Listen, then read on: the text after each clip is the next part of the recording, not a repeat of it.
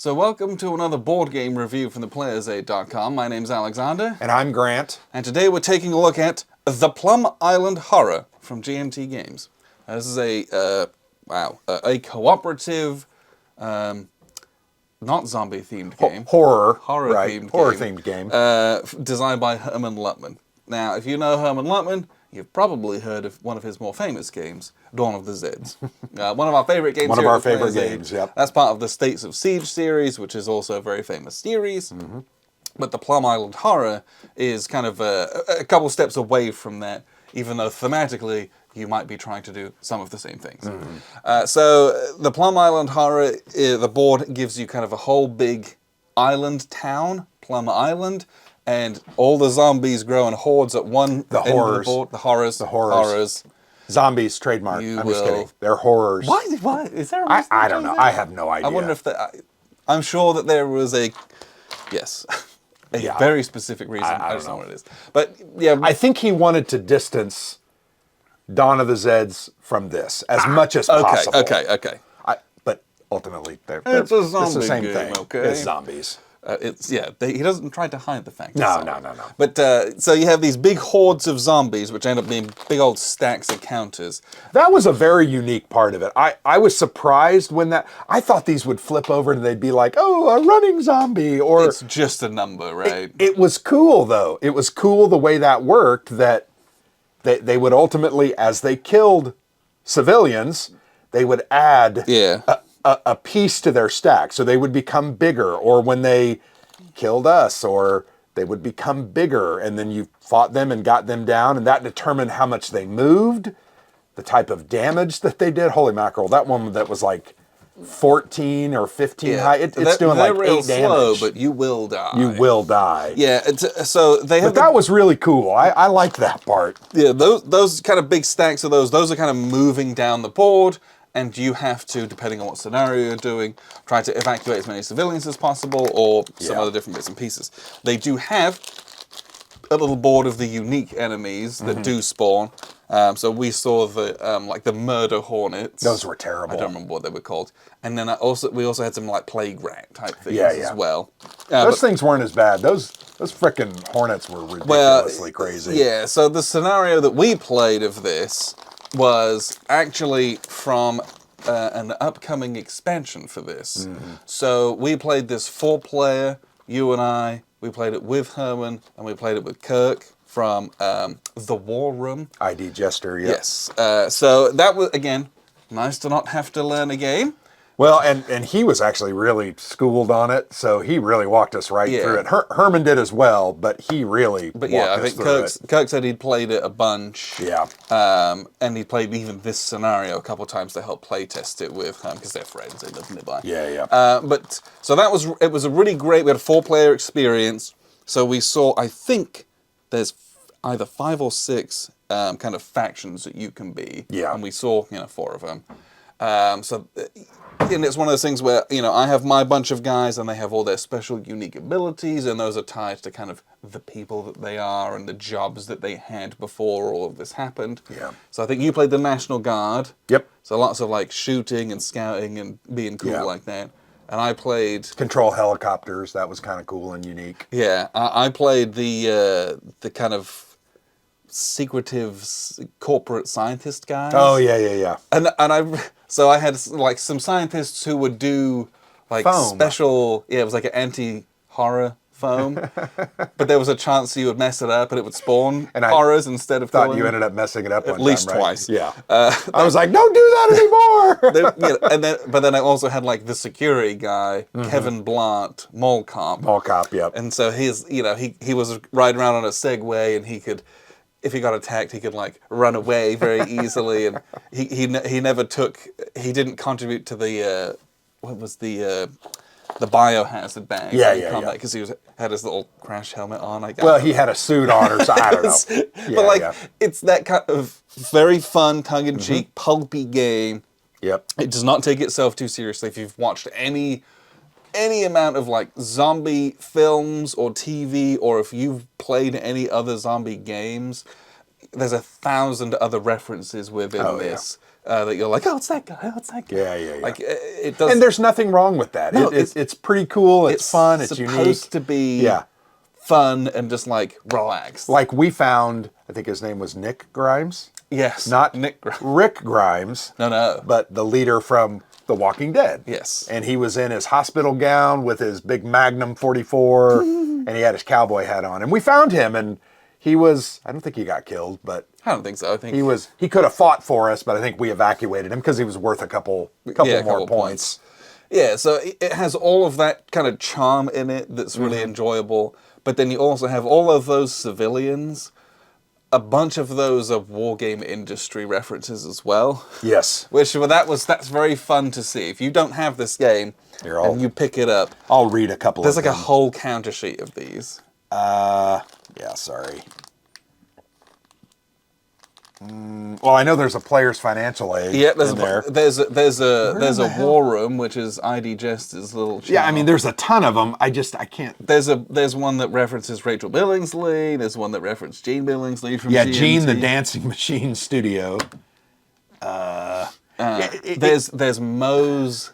Yes, there is gaming table. Right. He's in there. There's the player's financial aid, which I thought was pretty cool. The Curtis family, I think, is Tony Curtis from GMT. I mean, there's a bunch of them. But like a lot of the stuff in here is like real cute. Andy Lewis, the Lewis family. Yeah. And then it's Wiley Brothers Bar and Grill. Pancaldi's Italian. Yeah, Deli. there you go. But then some of them are just like more generic references. Right. So you have like Fiedler on the Roof Repair and Luke's Use the Force comics and stuff like that. So. But, half the stuff in here is just for fun, to put you in that mood of, it's an unserious game. Yeah. But it doesn't take itself too seriously. No. It is pulpy. It's a lot of fun. And there's a lot of neat mechanics to it. A lot of the things really build on themselves. Like you mentioned, what do they call that, infection level or the biohazard level. Every time you do close combat with a horror, you're going to throw one of the cubes into the draw bag. And good for them for the bag with the symbol. Yeah. Right? That was awesome too. And ultimately that bag's going to be filled with about 3 out of every 4 cubes is going to be bad for you. And that's a lose condition. If you at the end of every round, you're going to draw a couple of cubes and it'll go up a certain amount. And if you ever hit the end of the track, you lose. But yeah. So you got to be careful about how you build that. So it's somewhat the press your luck element with that. He also incorporated press your luck into the follow mechanic, which I thought was really unique and interesting. I really liked that too. So each player has a certain amount of action points, and you can take those actions to do whatever, combat or movement or special abilities, etc. But you can also, when you're done, the next player in line can make a choice. Do they press their luck, test the fate of the deck? I'm trying to remember what it's called. It's the fate deck. The fate deck, exactly, fate. You're going to draw a card off the top. It's after you do it. So you can kind of decide, okay, I think the first person got to go ahead and follow without pulling a card. Yes. So the first person... because you pull the card after. So they do their abilities, and then you have to... So they would have to pull... So they'd pull a fate card, and you're looking here at the bottom. Oh, this says draw event card. It's over, but you now have to go through an event card. And I'm telling you, every one of those event cards is extremely bad. Not a single good one that we saw. But let's assume you drew, no event card. Then that means the next player gets to follow, and then they're going to do the same thing. So you have to make that choice. Is it worth it at this point of the game? And following is doing one action.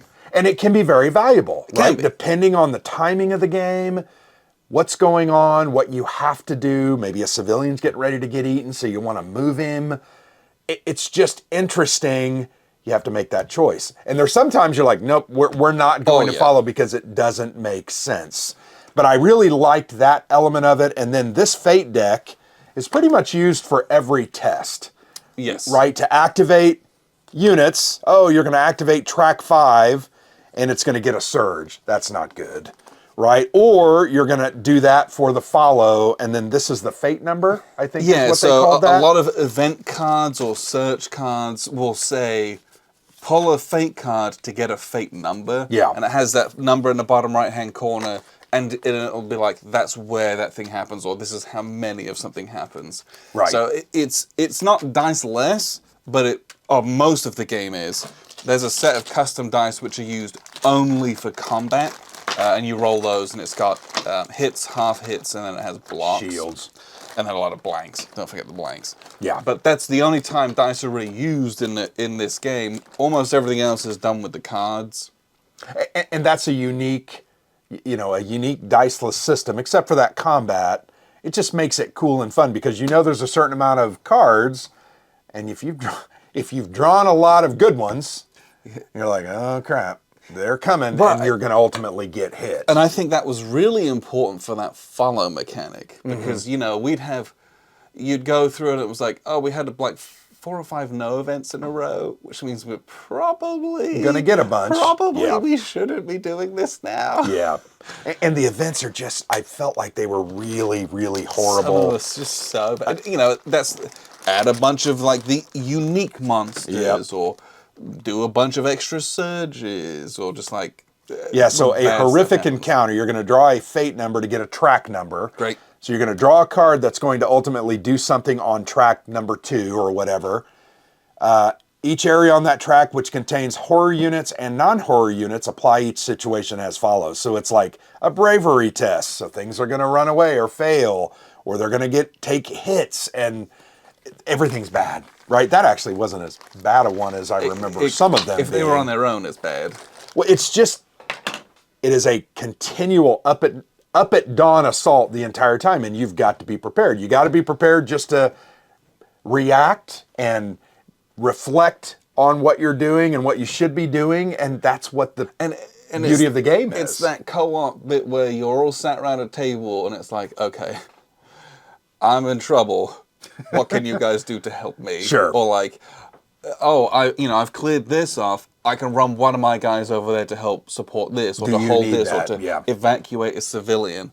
One of the things that we kind of pointed out earlier is we played a scenario that's from a forthcoming expansion. It's already been announced on P500, but this is one of the 4 or 5 scenarios that they're coming out with. And I think that... from what I understand, these new scenarios will really kind of shake up the base game. The base game is pretty much evacuate guys. Whereas this one was more of like we had to like really dig in and protect and defend areas. Yeah. There's a bunch of different areas because the governor of Plum Island was going to come and do like a press tour and make a speech. So certain areas had to be protected, and there's a little theme to that. But I think that was playing more defensively is different from... okay, let's run back and push everyone back off the board onto the boats. I think I felt we were doing some of that. I think we ended the game with a score of 0. Because we had a bunch of bad stuff happen. Which actually was good. The governor would get elected. Yes. And that's ultimately what we wanted, but he seemed like kind of a wanker. Tool. Right. But it was just fun. So that was fun to play that new scenario. And Herman told us, he said, this is very different than some of the other scenarios you're going to play in the game. So we're a little bit at a disadvantage because we still haven't played a basic scenario. This is just a first impression. I want to play this one maybe tonight. We talked about we're going to kind of do a fun game. I did really like this though, because the scenario we played was 3 turns. Yes. Instead of 9 turns. And I really liked what we did because I felt like it was very focused and it was very punchy, and it was like 90 minutes. Yeah. And I'm curious to see what that looks like if you were to do a long game of all of that. There has been the couple of complaints I've seen online, and I don't think they're actually accurate, but the 9-turn game is like 4 hours, particularly with newer players. I've heard that too. So it's a big commitment. You're going to sit and play this game for 4 hours. I don't see that as a problem as long as you understand that's what's going on. The other complaint that I saw was some of it was just too easy. I did not experience that with this. Not in this. And especially because this is still in playtesting where they're like, I think they're really trying to ratchet up the difficulty in this as well. And maybe that's as a response, but maybe. I felt like every card and every situation that we got played, which were all pretty much from the base game, right? There were no new cards. No, it was just the new scenario just parameters. The scenario that we were doing. Everything was bad, right? I mean, yeah. More creatures, new creatures, horrors, other upgraded creatures, and it's like nothing was good. Well, and it being the short game, this little scenario, the biohazard bag started with all the yellow cubes in it. Yeah. So we were only putting red ones in. The bad stuff which in. are twice as bad as the yellow ones. So that really, even in a 3-turn game, that was racing up real quick as well. The other thing that I do like about the game, and this was something found in Dawn of the Zeds as well, we also saw it in Herman's other game, The Struggle for Zorn. There is a focus on some resource management. Yeah. Each character has a certain amount of supplies. Typically, those are bullets. I think in Dawn of the Zeds, it was bullets and food. There's bullets of food. Yeah. This one, I think it was just generic it's supplies. It's just supplies, which you use as bullets and some other things. But you need bullets to shoot. Every shot is going to take a bullet. So you're going to get 1 or 2 shots before you're kind of out. So you need to focus on searching on the board. There are icons that, was it the binoculars? Yes. So you had to search, and you're going to draw. You could either draw, I believe, if I remember correctly, a search card. Yes. Which could give you supplies. Could do. More often than not, these are going to be good, I think. But there's risk involved. There's a little risk. Or you could just say, I'm going to get two supplies. You get whatever supplies were printed on that space. Yep, then that space would exhaust. Yep. So you also couldn't had do that to be again. really careful about where you were hammering, because you didn't want to do you want to take the supplies as you go down the board rather than do a scorched earth and then later in the game you're like, there's nothing left. Oh no. And that's part of the concept of giving ground. Yeah, you'll kind of need to in the base game. But at least. You can't give too much ground, because once you get past that building where you can do searches, it's hard to get back to it. Very hard. But yeah, these cards, it's like, get a character, get stuff. You might get a character and some supplies. Yep, you might get a bunch of supplies. And then some of these are bad. Some of these are not necessarily good. But and a lot of those also involve pulling a card for a fate number. Yes. And that determines what it is that you find. So again, it's that luck and that push. Yeah. How much do you want to do? Do you want to take the safe thing of what I know, one thing? Yep. Or do I want to go, I could pick up some, because the civilians you find, some of them are the elite ones, which are both very strong, or give you more victory points. Yep. And they might give you some supplies. So but what's you the may just need supplies. Cost of that? Yeah. So I brought that up because it's another element of the game that throws kind of a wrench into it. You've got to figure out how to consistently get supplies so you can continue fighting. Because remember, every time you do hand-to-hand combat, you're throwing these cubes into the bag, and that's going to catch up to you. But that's the bit that I really liked. Is it's like, oh yeah, hand to hand, it's free. It's great. It's not free at all. No. You're paying There's for that cost. in this bag, as opposed to shooting. Oh yeah, it's great. Yeah. Shooting's so powerful. Sure, you can do it twice. And I think one of my guys, and I thought when he did hand to hand, he didn't have to put a cube in the thing. He was kind of he's really good wiry at that, or which something. That's incredibly strong. And that was about all he really was good at. So I had to try to run him up, and I only think I did 1 or 2, because man, it just goes fast. I mean, the game goes fast, but a lot to like here. I want to explore it more. I want to play it more, because it's just fun and it's unique. And I think really, the artwork in this is great. I don't know if I had any complaints from that kind of standpoint. Is it Will Alhambra or Alhambra? He does a lot of the stuff for Hollandspiel. I don't know. Okay, it might not be. Graphics, Terry Leeds, apparently. Oh, okay. Wow. Good for him. Yeah, good. I think it looks good. It looks great. And they really kind of went all out on the production. All the counters were pre-rounded. The dice, nice little custom printed dice. Really nice components. Ton of wood, ton of cards, ton of standees and stuff. And these are not the standees that are going to destroy your What game was I that can't from? remember. They were the see-through. They were the clear standees that had like the teeth in them. Terrible. I think the old Arkham Horror Second Edition had those. Okay. There's a few others that do, but that's something. These are really nice. They're flexible. Once you put one thing in it, they're going to kind of be open enough to really hold them without destroying them. But these are the thick gray core counters because they use these in Washington's War and in Wilderness War, but the counters are too thin and they just kind of like half fall yeah, off. These was stick. not the problem with this game. Yeah. So, I really like this. I would play this at a drop of a hat, and just a great game. Yeah, I was because gosh, this came out end of last year, beginning of this year. I want to say it was out around Halloweenish. It was that, give or okay. take. And we never got around to it last year. No, but I'm glad we did, and I'm glad we got to play it with Herman. No doubt. And it was really, really fun. I look forward to seeing the full-fledged expansion and what more it has to offer. This is one of those games that you pull out on a game night, you pull out around Halloween, you pull out when you got 3 or 4 people, and you're just playing it, and you're having a good time together. Right. It's not one of those super competitive games where, that might not be to everyone's taste. Yeah. So yes, Plum Island Horror from GMT Games, designed by Herman Luttman. Check it out if this is something you're interested in. I appreciate you very much for tuning in. I've been Alexander for PlayersAid.com. And I'm Grant.